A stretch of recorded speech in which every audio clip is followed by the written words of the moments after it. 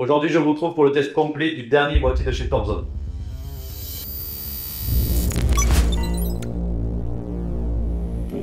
Alors aujourd'hui, je vous ai choisi un nouveau boîtier Mini ETX. Pourquoi? Parce que ce format Mini ETX, il est quand même assez fantastique. Il permet de garder des configurations très compactes et conserver un très haut niveau de performance. Tout dépendra bien sûr des éléments que vous allez intégrer dedans. Dans cette grande famille, vous avez les boîtiers Fantex, les boîtiers Fractal, un petit peu chez Cooler Master aussi, qui font des très beaux produits. Mais moi je cherchais la pépite et je crois que là, avec le boîtier de chez Thorzone, je l'ai trouvé.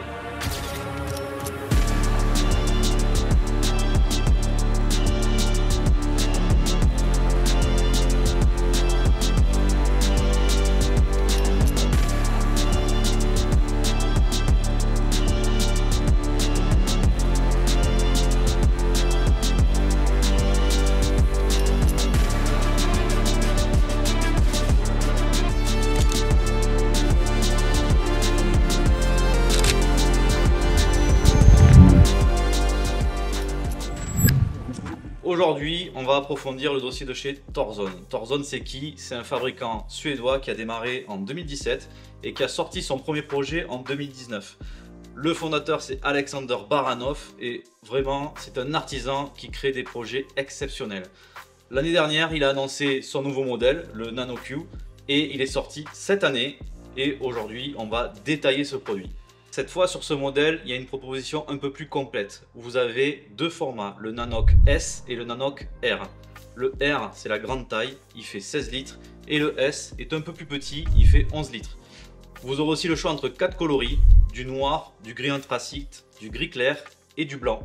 Et ça sera agrémenté de quelques options avec notamment des pieds en acier, des bandes de LED, et aussi des inserts carbone ou des inserts bois pour personnaliser votre boîtier.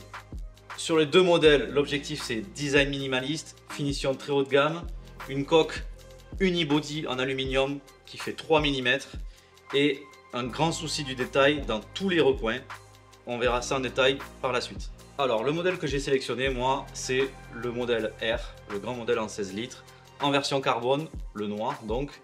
Et dedans, j'y ai intégré ma précédente configuration que vous pouvez fouiller dans le petit lien que je vais vous mettre en haut. J'ai remplacé le processeur, on est passé d'un 13600K sur un 14700K. La carte graphique 4070, je l'ai remplacé par le même modèle mais en 4070 Ti. Et on est passé d'une alimentation 650 watts à 750 watts. C'est tout, le reste, tout retourne là-dedans. Attention, c'est étroit et il faudra prendre quelques précautions, notamment des câbles personnalisés. J'ai commandé des câbles beaucoup plus courts et en isolation Téflon. Ça va permettre de dégager de l'espace parce que pour le câble management dans ce boîtier, c'est très délicat. Si vous avez l'intention de vous monter une configuration, il faut y penser. Et maintenant, il est temps de faire un petit retour sur le montage.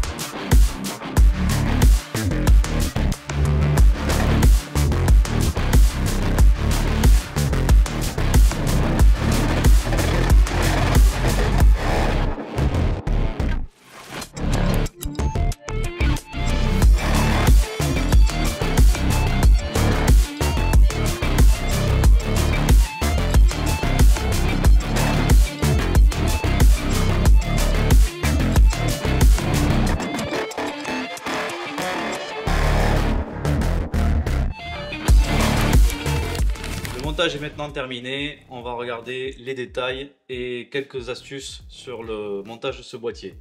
Alors, de ce côté, vous avez un montage classique en sandwich avec carte mère en bas, l'alimentation en haut. Ça c'est parce que moi j'ai décidé de faire un montage en format vertical en installant les pieds qui sont prévus à cet effet.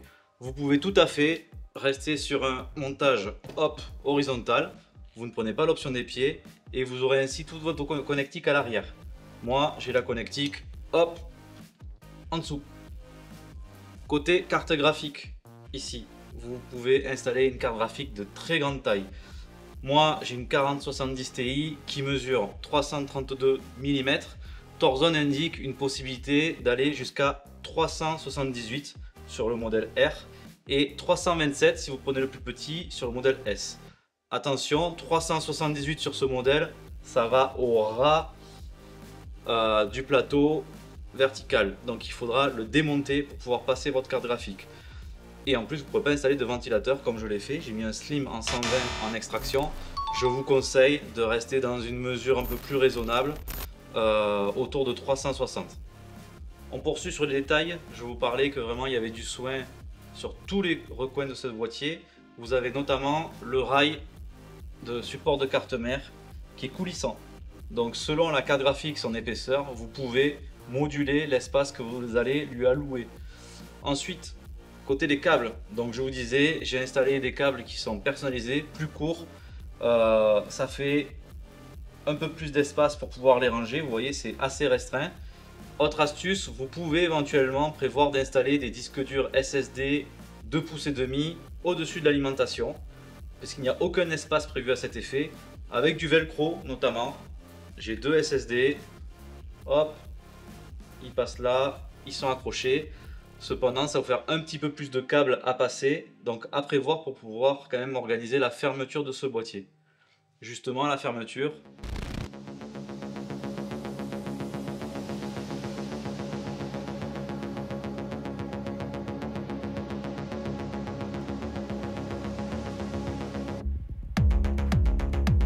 Maintenant que c'est terminé, quelques mots sur le prix et les options. Le prix, effectivement, il est élitiste. Sur la version S, on démarre à 319 € et sur la version R, comme celle-ci, on démarre à 364 €. Ensuite, vous pouvez compléter par des options. Les pieds, c'est 29 €. Vous pouvez rajouter également des bandeaux de LED qui se fixent à l'intérieur sur le châssis, qui eux sont à 29 € également. Vous pouvez personnaliser l'insert de la façade. Hop, ici j'ai choisi un insert noir carbone pour aller avec l'ensemble de mon boîtier. C'est une option à 19 €. D'origine, vous avez un insert qui est comme ça, hop, chromé. Et vous avez également un insert en noyer pour avoir une petite touche de bois. C'est assez la mode, avec Fractal qui a lancé ça notamment. Et pour terminer, il y a aussi une proposition d'un water cooling Azetec à 129 €.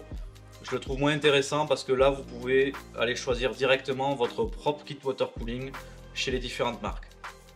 Pour terminer, moi, mon avis, je trouve que ce boîtier, il est exceptionnel. En termes de finition, c'est minimaliste, tout est bien agencé, c'est très serré. Ça ne sera pas adapté à tout le monde au niveau du challenge sur le montage. Encore que j'ai choisi une carte graphique volumineuse et vous pouvez vous simplifier la chose en prenant une carte graphique moins importante. La possibilité de le disposer en horizontal, en vertical, même à plat si on le souhaite. Vous avez voilà, une versatilité qui est assez importante et le look il est à tomber, aucune vis apparente, c'est vraiment un perfect. Si ce boîtier vous plaît, bon, pour le commander c'est un petit peu compliqué, c'est sur des vagues de précommande. Actuellement au moment où je tourne on est sur la deuxième vague de précommande, donc vous pouvez peut-être encore tenter d'aller en acheter un. Au-delà de ça, au niveau des nouveautés, il prévoit Torzone un nouveau boîtier format console qui devrait être annoncé au mois de décembre, qui à mon avis va être très intéressant. Est-ce que vous aimez ces boîtiers ITX? Est-ce que cette vidéo vous a plu? Si c'est le cas, n'hésitez pas à la partager, à liker la vidéo et à vous abonner si vous voulez soutenir la chaîne. Je vous dis à bientôt.